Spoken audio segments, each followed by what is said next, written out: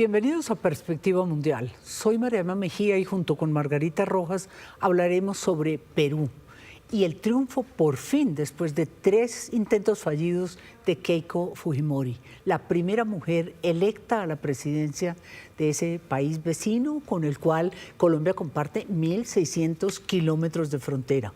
Gobernará una economía con una enorme estabilidad, con un desempeño y un sólido y favorable frente al resto de todo lo que es América Latina, que estamos por debajo de este país. Y por supuesto, una alianza con China que tendrá que ver cómo maneja de cara a los Estados Unidos, a Trump en particular, porque China para ellos es el principal socio comercial. Será por esto que el propio presidente de Estados Unidos no ha tenido un pronunciamiento directo hacia su elección, Margarita, como ha hecho con los otros gobernantes de derecha, que ya son más de 2 en América Latina, ¿no? Pues, María Emma, esa es una buena pregunta y como esa, muchos interrogantes abiertos. En realidad, esta etapa que se inicia es todo una pregunta abierta. Y para hablar de eso nos acompañan el ex canciller peruano Diego García Sayán, expresidente de la Corte Interamericana de Derechos Humanos, y Carlos Noboa, periodista y profesor de la Universidad de Lima y analista internacional. Pues muy bienvenidos a ustedes dos aquí en Perspectiva. Hola, gran gusto estar con ustedes. Qué bueno encontrarnos ahora y estoy seguro que esta va a ser una conversación refrescante. No sé si Carlos siente lo mismo, porque yo creo que desde el Perú necesitamos un oxígeno de personas que vean las cosas en una perspectiva distinta y nada más que importante que personas con las capacidades de ustedes y que encima además son del querido y vecino país de Colombia. Pues gracias a los dos y comienzo por usted, Diego. Si uno pudiera ver este panorama, tal vez como los 3 más grandes desafíos, Keiko Fujimori misma lo dijo así en su discurso de posesión, pues obviamente el tema de seguridad, de grupos organizados que tendrá que darle muy duro, de endurecer ese enfoque y por supuesto también de la estabilidad política e institucional. Cuando uno tiene 9 con ella, presidentes en 10 años, pues la cosa está difícil. ¿Cómo es ese panorama general, Diego? Mira, es una buena entrada, María Emma, como lo estás planteando, porque así tomada la foto, todo parecería más o menos normal. Un Congreso ahora bicameral, era unicameral hasta hace pocos días, en donde no hay una mayoría clara y contundente a favor del gobierno. ¿Podría eso anunciar de nuevo una presidenta más que va a ser expulsada? Yo no creo que vaya a ser así, ¿no? El hecho es que se ha vivido en estos años no solamente una incertidumbre e inestabilidad con quien desempeñaba la jefatura de Estado, que es un dato, por supuesto, cierto, sino también una guerra política y de poder desde el Congreso, en donde el fujimorismo tenía una buena mayoría en los últimos años, debilitando la independencia judicial, articulándose con sectores del crimen, de manera que se dieron una serie de leyes llamadas pro-crimen que están ahí y sobre los cuales el discurso oficial reciente no ha dicho una palabra si se van a derogar o no. De manera que lo que hay por delante es un panorama de mucha incertidumbre y de mucha opacidad. Hay un nuevo gabinete que se ha instalado recién, sobre lo cual podemos sin duda hablar. Y hay temas que han quedado en el candelero, como se diría, que la gente esperaba de la nueva presidenta, algún pronunciamiento, que fueron una serie de actos de violencia cometidos desde el Poder Ejecutivo en los últimos años, en donde murieron decenas de personas, sobre los cuales no ha habido ninguna señal de reconocimiento a las víctimas o de anuncio de que se seguirá promoviendo una investigación severa al respecto, ¿no? Sí, son muchas preguntas. Tal vez podemos empezar por esta que usted plantea y es el tema político.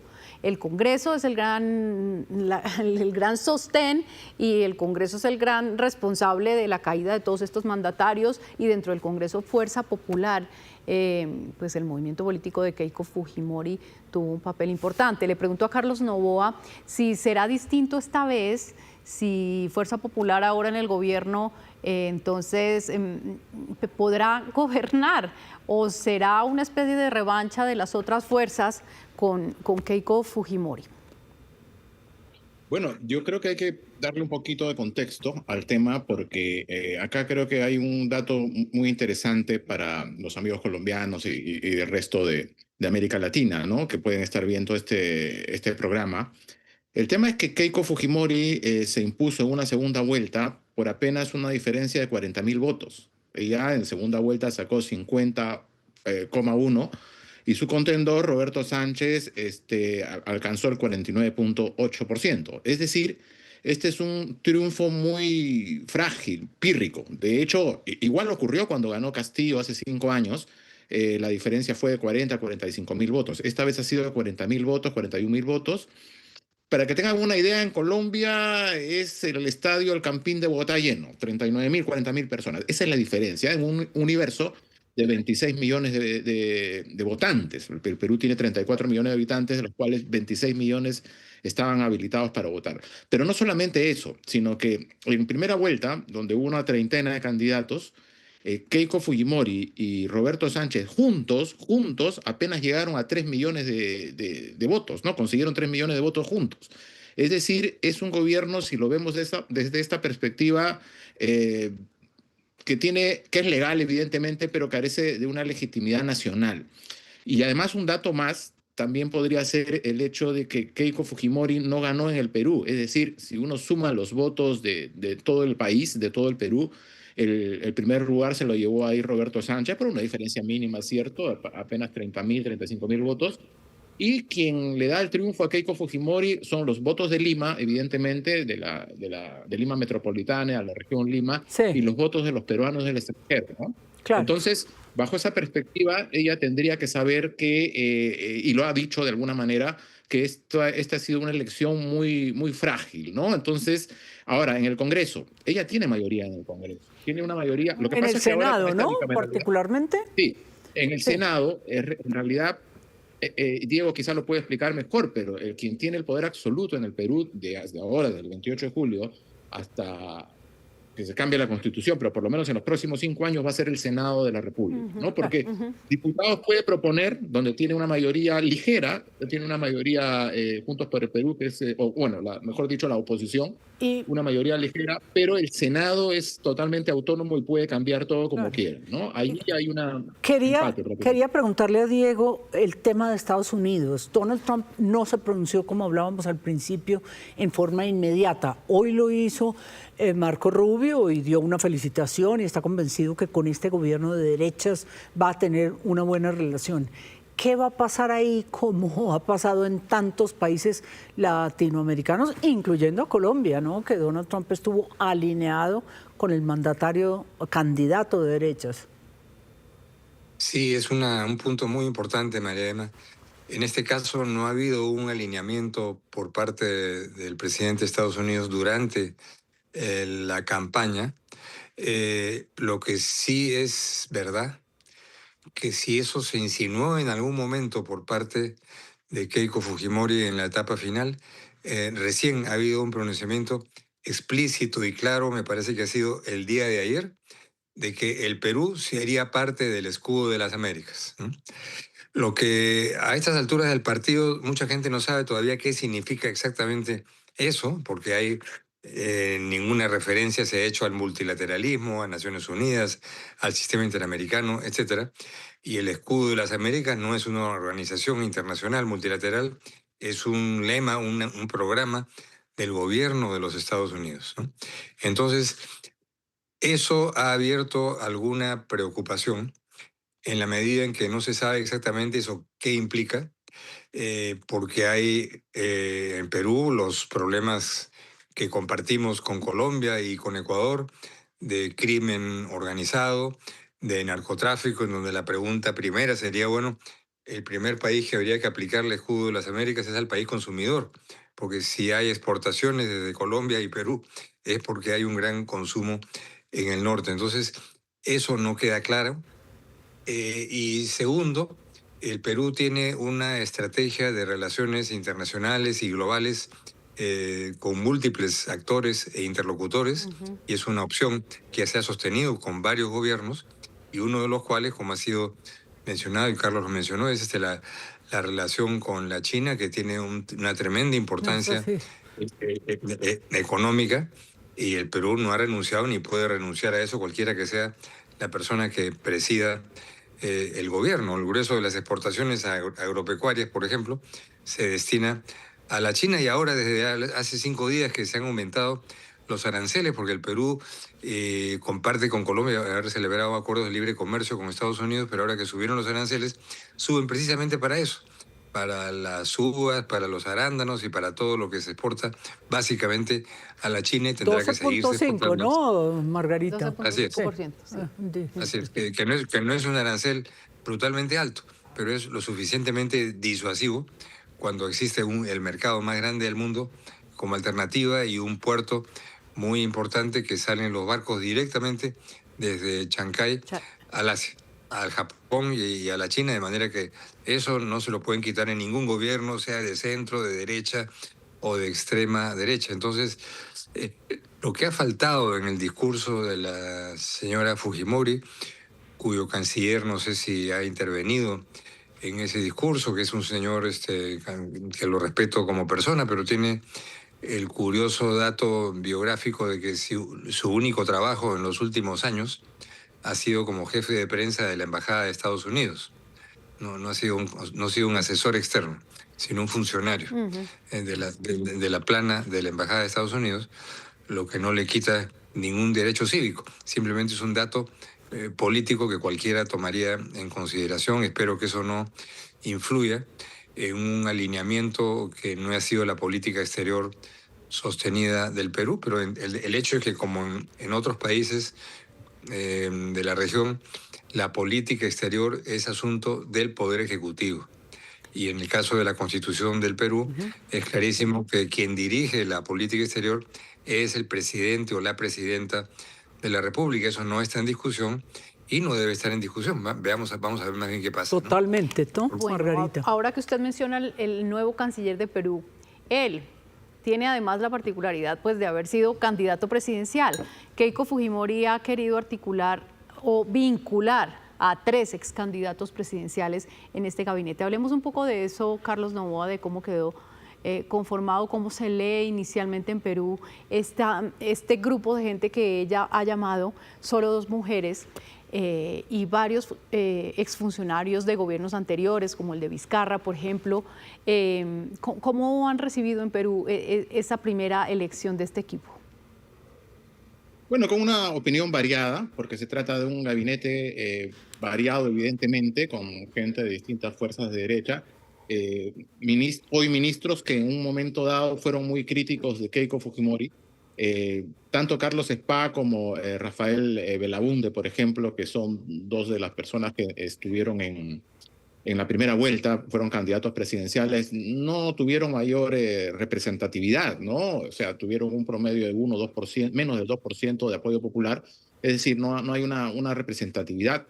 Y lo que, al parecer, lo que ha hecho la presidenta es tratar de aglutinar a las fuerzas que la han apoyado entre la primera y la segunda vuelta, sobre todo, ¿no? Cuando logró ese número de adhesiones.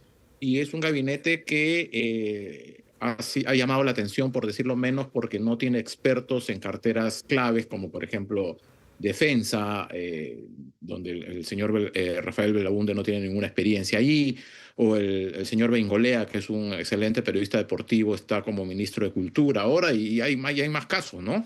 Entonces, ella se ha defendido diciendo que necesita ejecutores, ¿no? Sobre el ministro de Salud, ¿no? El Ministerio de Salud, que es un ministerio muy clave también, como en cualquier parte. Colombia ha tenido todo un tema con el aspecto de salud. Es una persona que es un buen gestor, pero no es médico, ¿no? Entonces, hay una expectativa a ver qué es lo que pasa. No ha habido sentimos que no ha habido una coherencia entre lo que ha sido el discurso el 28 de julio y la elección de los ministros, pero bueno, toca darle el beneficio de la duda y ver qué va a pasar, ¿no? Pero quiero preguntarle otra vez a usted, Carlos, como decía Clinton en su momento, y la economía estúpido, ese es el tema. ¿Por qué en Perú la economía como que va por un lado y va ascendiendo y puede haber dificultades políticas, 9 presidentes en 10 años y sigue marchando bien? Las calificadoras lo tildan como una de las más sólidas economías de América Latina. Sí, yo creo que hay dos aspectos fundamentales ahí. Uno es lo que se ha ido construyendo a nivel económico con leyes sólidas, fuertes, que ni siquiera han sido cambiadas en momentos en que la izquierda, por ejemplo, con Pedro Castillo tuvo en el poder. Quizás se deba a esa diferencia que les estaba comentando antes, ¿no? Que una diferencia de votos que hace que uno no tenga legitimidad, ¿no? O sea, un triunfo de menos del 1% de diferencia hace que uno tenga que ser una especie de equilibrista.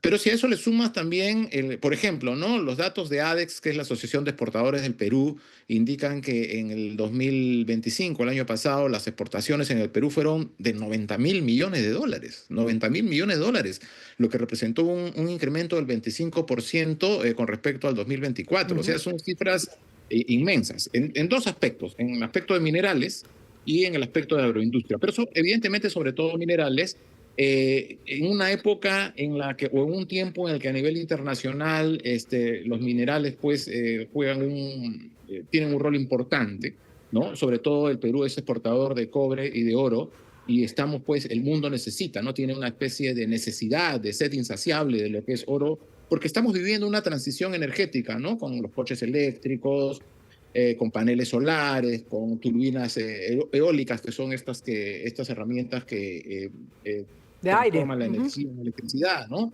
Entonces, es una cuestión coyuntural por ese aspecto, por ese lado, pero en el caso peruano sí ha habido un incremento, lo cual no había antes, de lo que es la diversificación y el valor añadido, ¿no? Por eso es que también la agroindustria ha sido uno de los sectores que más ha crecido en los últimos años, y como explicaba Diego también, por ahí va el tema del arancel impuesto por los Estados Unidos, ¿no? Total. Señor García Sayán, hablemos de derechos humanos, hablemos de lo que implica de alguna manera el tema del retorno, de la vuelta del fujimorismo al poder, de todo ese, digamos, amplio sector social en Perú que ve con enorme reserva todo el pasado y la relación, pues, obviamente, de Keiko Fujimori con su padre y lo que eso implica, y el tema de las heridas aún no curadas en materia de violaciones a los derechos humanos. Cierto, es un punto importante, gracias por mencionarlo, porque efectivamente, como decía, ha habido una ausencia en el mensaje inaugural a estas masacres que hubo en las primeras semanas de la presidenta Boluarte, que requieren investigación, que requieren compensación para las víctimas y demás, y no ha habido ninguna referencia directa o indirecta a los derechos humanos.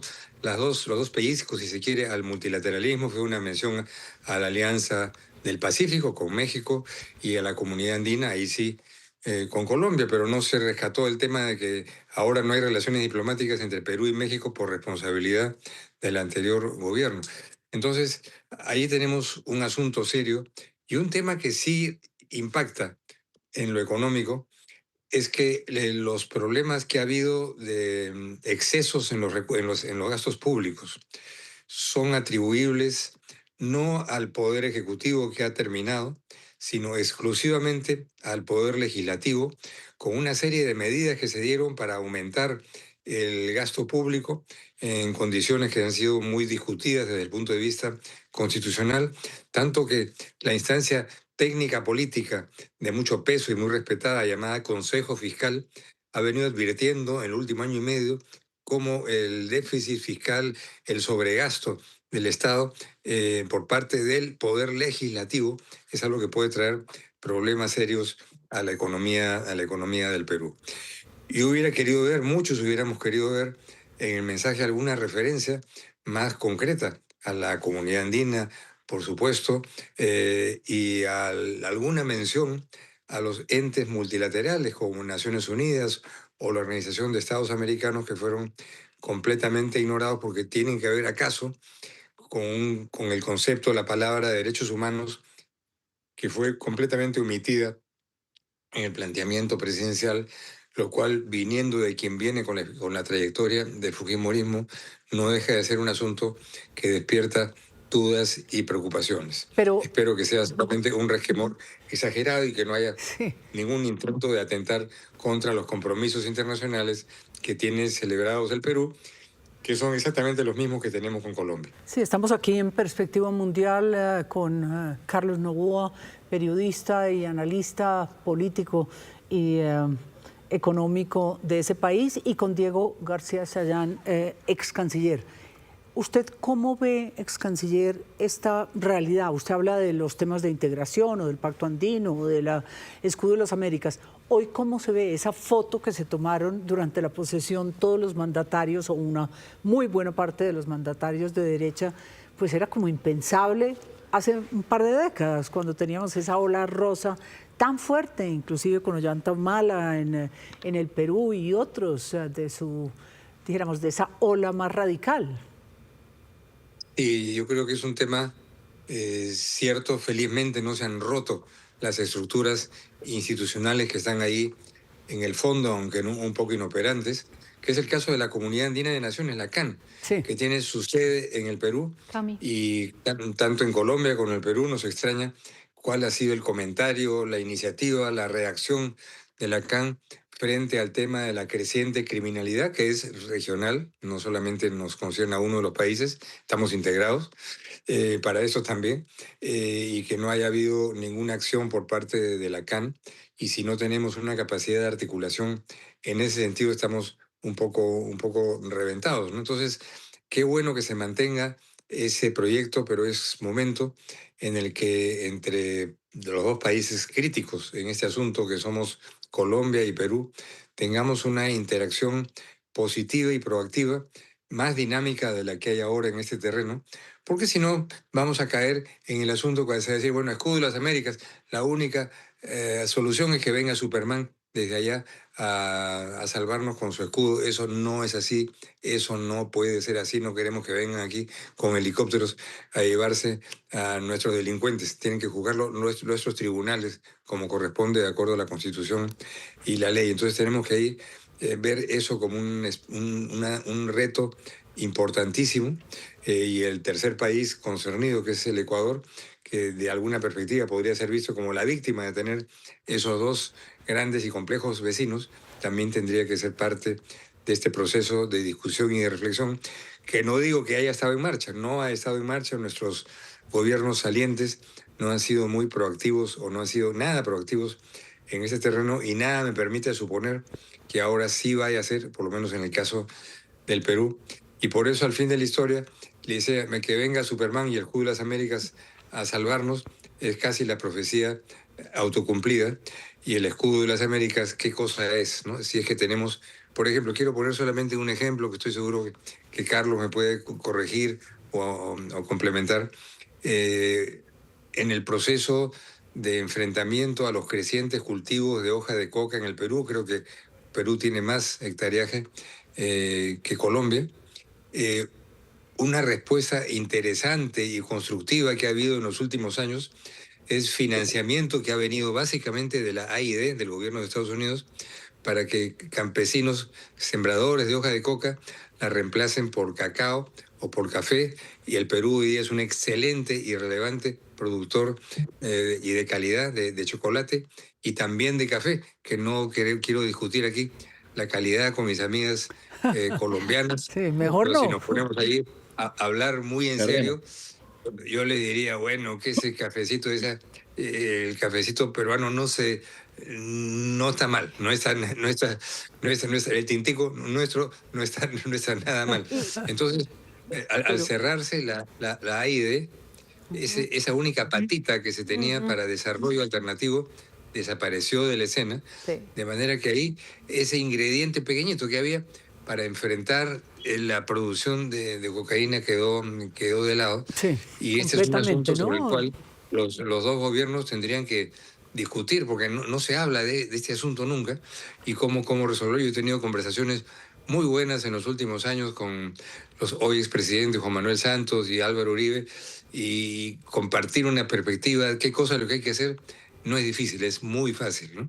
Eh, Margarita, y, ¿cómo se analiza ese tema? Y ese entorno también de la situación, Carlos, que tenemos pues entre Ecuador, Bolivia, Colombia, los grandes productores y exportadores de hoja de coca y de cocaína, esa relación con Estados Unidos que parece basarlo todo, y la China ahí tan sólido y tan fuerte en el Perú.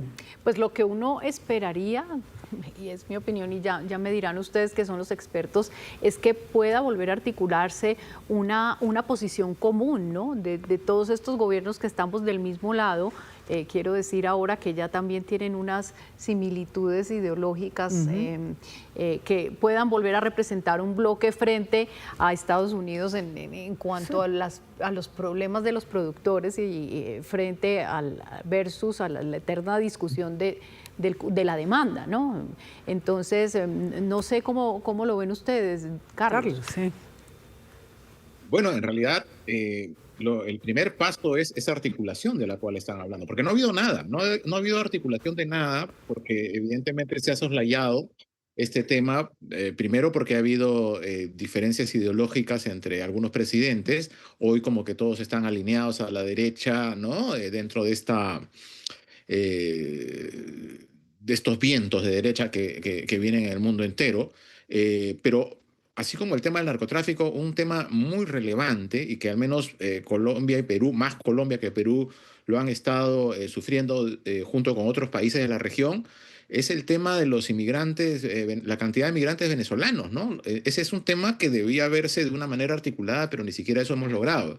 Entonces, esta es una muy buena oportunidad, teniendo en cuenta que De la Espriella está por asumir en 7 días más, y ya está Keiko Fujimori, está Noboa en Ecuador y está gracias. Rodrigo Paz en Bolivia, ¿no? Entonces, ahí hay por lo menos una idea para conversar. Ellos van a estar juntos seguramente en Bogotá y para la Abelardo. función, ¿no? De la Espriella, y bueno, es una buena oportunidad. Ahora, claro, la gran pregunta ahí sería cómo se enfoca, cómo se engarza esta necesidad de articulación de países andinos, para empezar, Sí. ¿no? Con la agenda de los Estados Unidos, ¿no? De la agenda de los Estados Unidos impuesta por Donald Trump y que es llevada por Marco Rubio, ¿no? Entonces, ese es un poco el tema de cómo encajar allí. Y el proceso venezolano que empieza ahora este agosto, una transición democrática, es como lo han planteado. Quería preguntarles brevemente sobre ese tema, Diego. Está previsto que dijéramos, la oposición del año 2015, de la Asamblea del 2015, converse con el actual gobierno chavista, pues de todas maneras conducido por Estados Unidos este diálogo sin María Corina Machado. Brevemente, ¿cree usted que ese es el camino, que habrá una transición democrática que empiece ahora sin saber la fecha de finalización? Bueno, hay que recordar que todo el proceso de los últimos meses ha sido bastante sui generis, por no decir guiado por el intervencionismo. Se llevaron a un presidente en helicóptero, legítimo o ilegítimo, pero se lo llevaron igual para juzgarlo en otro país, no en un tribunal internacional. Entonces, con las experiencias que hemos tenido en América Latina, de procesos de paz, por ejemplo, en Centroamérica, en el caso de El Salvador o de Guatemala, en donde el multilateralismo permitió llegar a acuerdos. Después, supervisar con una presencia institucional procesos de paz, procesos de elecciones generales democráticas con muy buenos resultados. Estoy pensando en El Salvador y en Guatemala. ¿Por qué no se puede pensar en algo semejante para Venezuela? Que el multilateralismo entre a tallar misiones de participación, de supervisión de los procesos electorales, no solo del día de la votación, para los cuales dentro de Naciones Unidas, en menor medida dentro de la OEA, hay una capacidad institucional recontra importante que creo que nos daría una tranquilidad a todos. Una elección interna, supervisada, monitoreada por el tío Sam, no huele bien, huele a una cosa intervencionista, más si de por medio hay 300.000 barriles de petróleo de por medio. Entonces, creo que hay que rescatar el multilateralismo, no para decir discursos y reuniones y asambleas, sino una experiencia positiva de países que salieron de la guerra con procesos electorales supervisados por el multilateralismo con de resultados que nadie discutió. En el caso de Venezuela, creo que los países vecinos que compartimos entre Colombia y Perú el mismo dato, que no es poca cosa, de tener en cada país más de 1 millón de ciudadanos de Venezuela huyendo de la catástrofe generada por Maduro y Chávez, sin duda tenemos algún derecho de poder sugerir algunos mecanismos participativos de la comunidad internacional. Correcto. Y para cerrar, quiero preguntar por una noticia del momento que tiene que ver, por supuesto, con el futuro de Perú, y es la decisión de la Corte Constitucional de anular la condena a Ollanta Humala. Esto para preguntarte, Carlos, sobre el papel del Poder Judicial, de las Cortes, en todo este escenario, porque además el caso de Humala tiene que ver con varios expresidentes, pues tocó a Pedro Pablo Kuczynski, tocó a Alan García, tocó a Alejandro Toledo. ¿Qué papel pueden desempeñar las Cortes de aquí al futuro en este gobierno de cara a todos estos procesos políticos que ha habido? Sí, en el caso peruano, a nivel judicial, a nivel Corte, digamos, el Poder Judicial tiene su propia batalla, ¿no? Su propia disputa. Ahí ha sido evidente un intervencionismo que ha habido de sectores conservadores en los últimos años. Tiene dos entes que los miran mucho, que es una que se llama la Junta Nacional de Justicia, que es la que de una u otra forma castiga a los jueces que se portan mal, etcétera, ¿no? Y tienes también el Tribunal Constitucional. Estas dos instancias tienen una mayoría conservadora. Entonces, sus definiciones, sus fallos, han estado ligados a este tema. Entonces, este fallo que beneficia a Humala es de una u otra forma un fallo que también ha favorecido en su momento uno de los procesos de Keiko Fujimori, ¿no? Entonces, por eso va en esa misma línea, ¿no? Va en esa misma línea, todo vuelve a foja cero, y bueno, la propia Keiko Fujimori dijo hoy que le puede gustar o no le puede gustar, pero es algo que hay que respetar.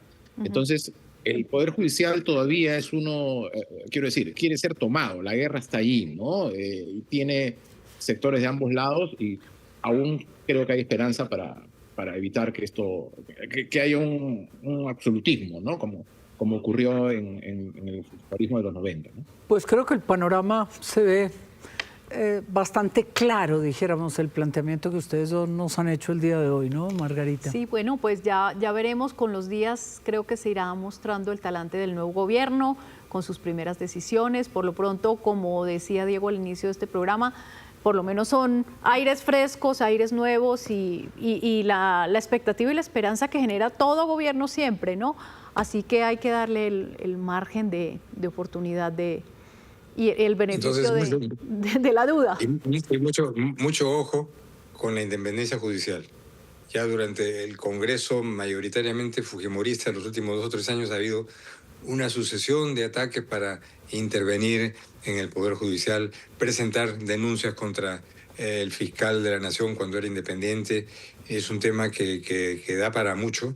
No creo que en Colombia esté tan en el candelero las amenazas a la independencia judicial. Es un asunto que siempre se discute, pero me parece que en el caso del Perú hay que tener eso muy presente. Y porque hay una serie de tentaciones. Este asunto de la liberación de Humala ha sido por la vía judicial. Aparentemente el asunto es procedente, pero todavía hay muchas cosas más que podrían ser materia de trincheras y de ataques. A los dos, Diego García Sayán y Carlos Noboa, gracias por acompañarnos aquí en Perspectiva Mundial. A ustedes gracias, y también a quienes nos siguen, a nuestros televidentes, a quienes nos siguen a través de las plataformas digitales. Gracias por acompañarnos en esta cita semanal de todos los viernes en Perspectiva Mundial con los temas que hacen noticia en la agenda internacional. Nos vemos en 8 días. Gracias.